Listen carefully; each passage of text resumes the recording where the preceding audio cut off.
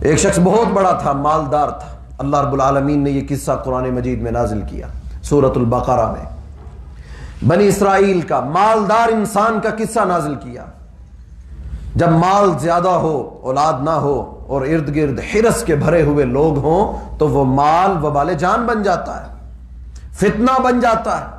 جس مال سے انسان کو سکون چاہیے ہوتا ہے وہی مال انسان کے لیے وبال جان بن جاتا ہے.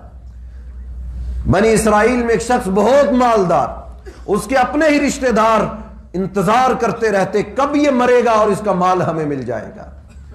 بھائی کے بیٹے بھتیجے نے چچا کو قتل کر دیا، مالدار انسان کو قتل کر دیا اور شور بھی مچایا. ظلم ہو گیا ہم پر، ہمارے خاندان پر ظلم ہو گیا، زیادتی ہو گئی، کسی نے راتوں رات میرے چچا کا قتل کر دیا، پورے علاقے میں مشہور کر دیا.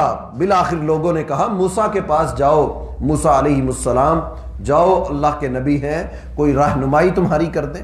تو موسیٰ علیہ السلام کے پاس سارے مل کر جمع ہو کر آئے. مقدمہ پیش ہوا کہ ایک شخص کا مرڈر ہو گیا ہے، قتل ہو چکا ہے، اس کو کس نے قتل کیا؟ ہماری رہنمائی کیجئے. بھتیجا آیا، جس نے قتل کیا تھا وہ خود آیا کہ اے موسیٰ ہمارے ساتھ بڑا ظلم ہوا، ہم خاندانی لوگ تھے، مال و زر ہے، ہر چیز اللہ کی دی ہوئی، لیکن ہمارے ساتھ زیادتی ہو گئی. عجیب بہانے اس نے گڑھے. موسیٰ علیہ السلام نے کہا اللہ کا حکم یہ ہے ایک گائے ذبح کی جائے اور اس گائے کا گوشت کا ایک لوتھڑا، ایک ٹکڑا اس مردہ انسان کے جسم کے ساتھ لگایا جائے تو قاتل کا نام وہ بتا دے گا. اب وہ بنی اسرائیل کے لوگ تھے،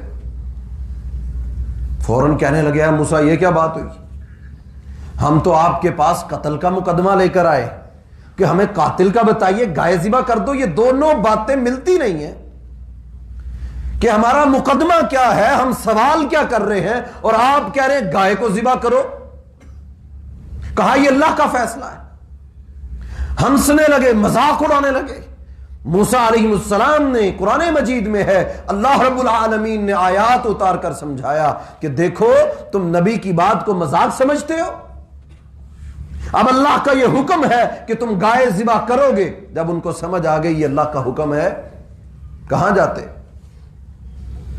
پھر وہی بات، حق کو قبول نہیں کرتے تھے، نیکی کی طرف جلدی نہیں آتے تھے. کوشش تو یہی ہونی چاہیے نا، ایمان والوں کی حدیث سن لی، آیت سن لی، اب عمل کروں گا.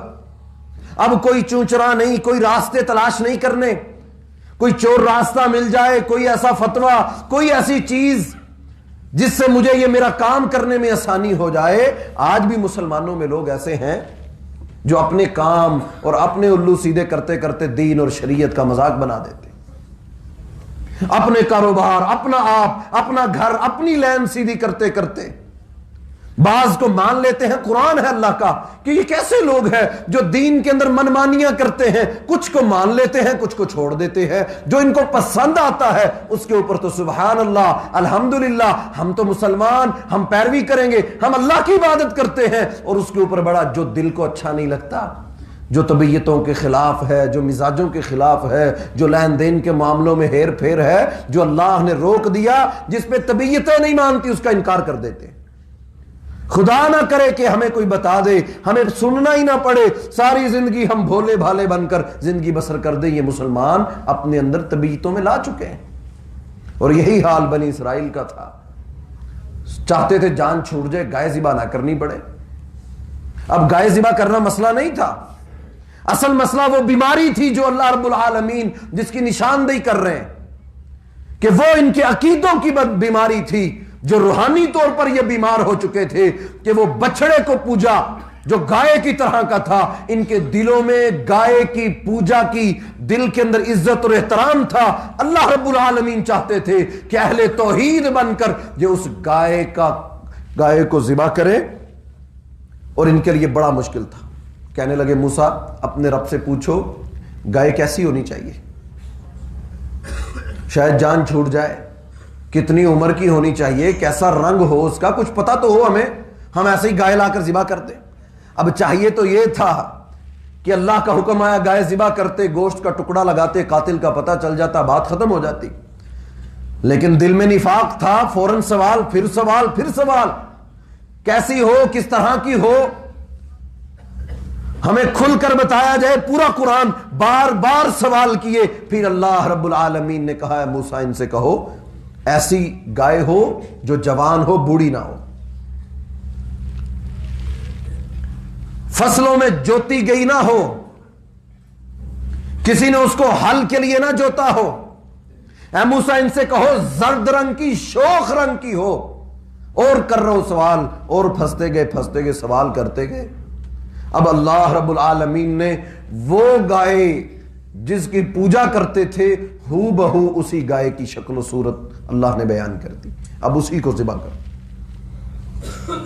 اب ڈھونڈو، کہاں سے ڈھونڈے؟ تلاش کرتے گئے تو ایک شخص کے پاس وہ گائے مل گئی. جوان تھی، زرد رنگ تھا، شوخ کلر تھا. اب ایک نئی مصیبت، وہ کہتا میں نے بیچنی نہیں. منتیں ترلے کرنے لگے. 10 گنا زیادہ اس کی قیمت سے، 10 گنا زیادہ. یہاں بات عقل مندوں کے لیے بہت بڑی ہے. شریعت پر عمل کرتے تو بچ جاتے. ہیلے بہانے راستے تلاش کیے، اس سے 10 گنا زیادہ لوٹانا پڑا.